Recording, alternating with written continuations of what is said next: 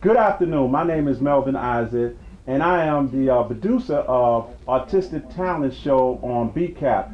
Today, we have an extraordinary guest, and his name is Quitman Gregory, and he is the author of Civilization #4 Playbook, the Unauthorized Guides to the Game, and the Civilization Playbook Learning Series on the web. He is a self-motivated and results-driven leader with knowledge encompassing operational strategic planning in all aspects of technology operation, with a business manager background in information technology development process. You know one thing, I gotta ask Quitman about this situation here, because I'm looking at your name as Quitman Gregory, and it's two first names to me. Yeah. And it's amazing because I'm always thinking about a person having a last name as Quitman or the first name as Gregory. So explain that to me and also to the audience. Well, basically it's a long story, but to make it short, it was my father's name and my grandfather's name and my great-grandfather's name. So I just happened to get it. So that's the way it is. Wow, that's extraordinary. But even with that said, I would like to ask you a few questions about yourself, if it's all right with Sure, you. it is. So actually the first one I would like to ask you, where was you born at? Brooklyn, Bedford-Stuyvesant, Brooklyn, New York City. Okay. How was you able to acquire so much knowledge about your job vocation? Knowledge is free. You just have to know where to look for it. Basically, I went and gathered as much as I could from every library. I remember going to the library in Bed-Stuy, now called Stuyvesant Heights, the area that I lived in, up over there by, I think it's Bergen Street. There was a library back then over there. Yes. And then assorted libraries around the city. Mm-hmm. So if I couldn't find information in one place, you hop on a bus or a train and get that information. Yeah. And then comic books were a big source too. I was a big comic book fan when I was a kid. Wow, that's extraordinary. Did you go to college? Not directly out of high school. I waited a couple of years, did some door-to-door sales. I found out if you did direct sales for 2 years, it was just like having an associate's degree. So I tried that first, got bored with it, came back, did a couple other things, but I eventually wound up in college about 6 years after high school, and I went there for 6 months. Didn't really like it, left again. You know, I wasn't going to pay for somebody to tell me how to read a book. I know how to read already. Yeah. So as long as I was willing to do it, as long as I had the drive to do that, it was all about just going to get it. So I just basically made a plan on what I wanted to do, what I wanted to learn, and went forward at that point. Excellent. Well, I understand that you wrote a book. Tell me more about it.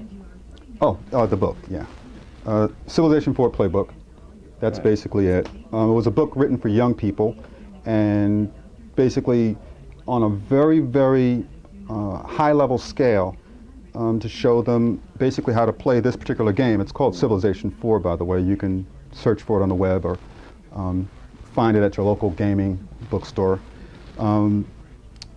It sold about 1.5 million units in 2006 to 2007. It came out in late 2006. And I noticed it had some very good and some interesting things that it could show young people. When it comes to negotiating, a lot of young people, that's a skill that they don't have. Conceptual thinking, it prompts to people to learn that. And with this game, it kind of puts it in the forefront. It gives you what the actual maker of it calls interesting choices. And our young people are presented with interesting choices every day, every walking minute, especially in some of the streets that I used to live in, that we all do live in around us, because the world is here. Yes. So wherever you are, you're still here, and you have to deal with it. And based on your choices, some of them you can correct, and some of them you can't. So this is more of a primer to that. Whereas in this particular game, the context is you become a leader of a nation. You're leading people. You're making decisions based upon their needs. It's like a young person taking care of a cat or a dog, but now as an older person, you wind up having to take care of a family. And hopefully you don't have to take care of a family before it's time for you to do so, because that's a choice. And some choices you can take back, others you can't. But it teaches you how to monitor those choices in the game context. So I figured, it's kind of difficult to play this game for an adult. I've seen some adults that don't make it past the first 30 minutes.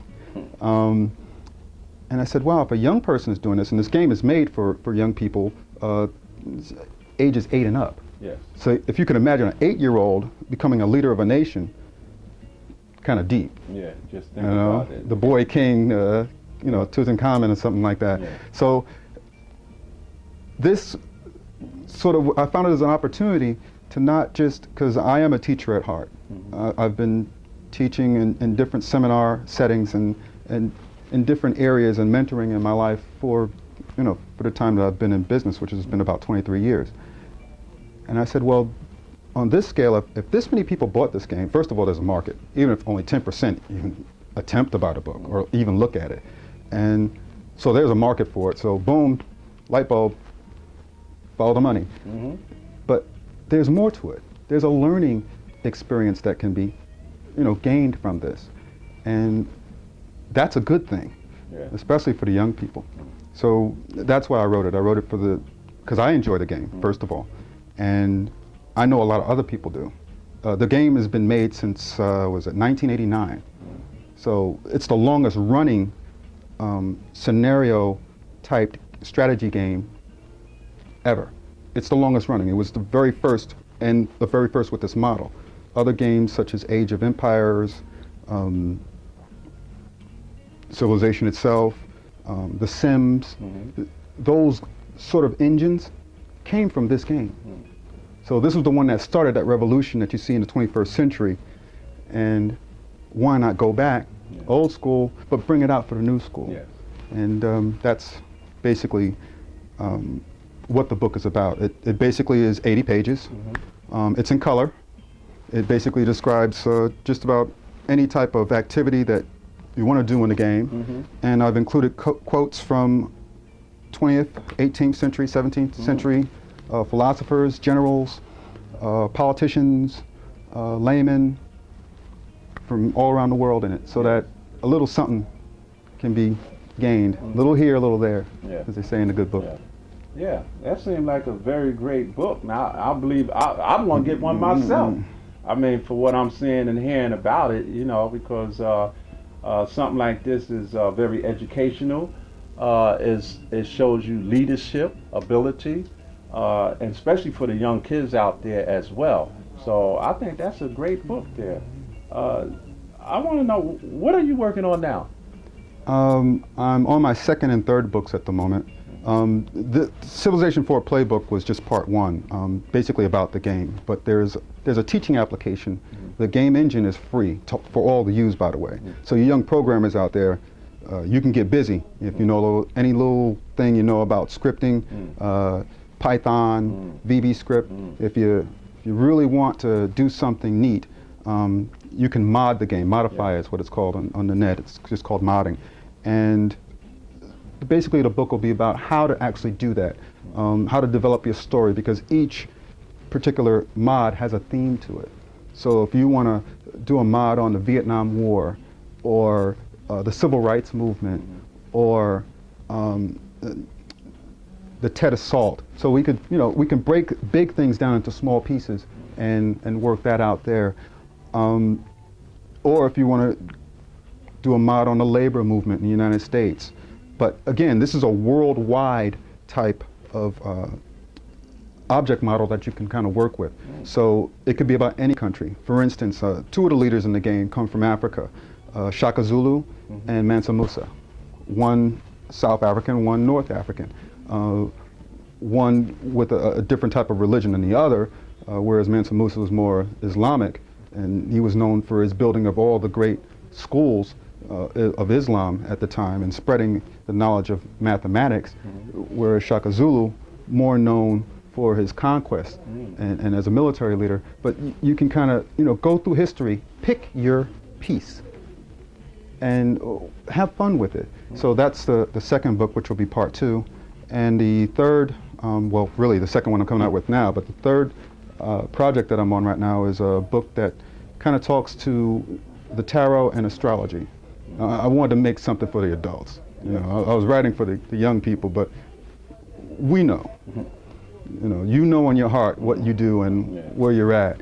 And spirituality is the journey that I've been on. So I figure I'd like to share that as well. Yeah, why not? Well, how can people contact you? Well, you can reach me at www.riacompany, that's one word, riacompany.com, and send a message from there. Or you can go on Amazon, look up Civilization 4 Playbook, and you'll basically see my blog. And you can contact me from there. So, do you have any advice for anyone trying to write a book? Oh, yeah. Oh, yeah. That was the big one. Yes. If you want to write a book, first of all, don't write a book for money. You're going to get your feelings hurt. There are 3 different ways to get published. The first being someone picks you up, you get an agent, more like a Harry Potter type situation, Stephen King. The second is a mix of the last what I'm about to mention. And the last is print on demand, where you're producing the book. You have total control over everything, except some of the rights that have to deal with producing that book. So you're dealing with contracts. It's almost like dealing with the music profession. Everybody gets a piece of you, and you have to know, that is to deal from a position of strength. You have to know where you stand, because if you go into it with your eyes closed, somebody's going to smack you in the face. So if you're going to get published, know which venue you want to go in, and then the genre you want to write for. See if there's a market there. If there isn't, fine. If you really like it, write anyway. And then next, actually look at, well, is it a real story? Are you writing a story, or are you writing a blog? Are you writing an essay? Or are you writing a poem? Poetry or prose? What is it? And then before you actually go to the publishing stage, have somebody copy edit it. Have somebody look it over. Get it reviewed. If you have to pay the, $300 for somebody to edit your grammar, do it. If it takes you 2 or 3 runs and you have to pay, between $750, $900, if it's your writing and you want to get it published, you have to pay. You have to pay to play that game, and know there's going to be a cost to it. Yeah. Now, if somebody's picking you up, that is a publisher or an editor has come and approached you because they see that whatever you're doing, they want to publish you, then they're going to advance you. Now, it's pretty much the same game. You still have to protect your rights, first of all, because it's your content. It's your intellectual content that you're putting down on paper to share with other people. And just understand that, you need a lawyer. And you need the right people representing you. So just understand your rights, do a little research, and have fun with it. Because the more fun you have with it, the more actual enjoyment you'll get out of it. That's your money. If you can't enjoy it, if you're doing it for money, you're going to starve. And then when you die, it still might not be worth anything, except as a sentimental gift to somebody, one of your family or something like that. So there's different ways to do it. You can go to, there are different venues. You can go to lulu.com, LULU.com. You can go to createspace.com, booksurge.com. Those are just a few. And they'll give you a basic rundown on the actual self-publishing part of the field. And there are, of course, a couple of good books that you can actually get that will actually talk about how to, one of them is How to Think Like Your Editor. A very good book. And as far as if you're trying to get published, you want to, write that introduction letter about whatever content you're writing about to an editor of a publishing company so that they might be interested in sending something, and as far as you sending them something to say, all right, here's my package, here's the first 6 chapters or the first 3 chapters. If you like this, let me know, blah, blah, blah, get back to me, we'll talk. And then there's standard contracts and stuff like that you deal with afterwards. So if you're going to do it, make sure you're going with both your eyes open and be ready for a long process. Some books can take up to 3 years to make. Yes, that was pretty great advice that you gave to the audience, and we running out of time about now, but I really appreciate you coming on my show and sharing yourself with the people, with me, about your particular book, about what do you do. And to me, I feel that you're a genius. A black man that we have as a genius in computer and writing books. I mean, this is my feelings, But I really appreciate, you're welcome. I really appreciate you being here. And I hope to look forward to you to come on this show again. So, Mr. Quitman, or is it Gregory? Mr. Gregory. Gregory? Quitman Gregory. Okay, thank you very much, and it's a pleasure to have you on the BCAP show. So I think this is it for us, so we're just going to wrap it up. And again, my name is Melvin Isaac, and with our guest, Quitman Gregory. It's a pleasure to have him here. And so we hope that y'all will see this show again for next week. So thank you very much, and it was a pleasure to have y'all watch our show again. Thank you. Take care. Shut up.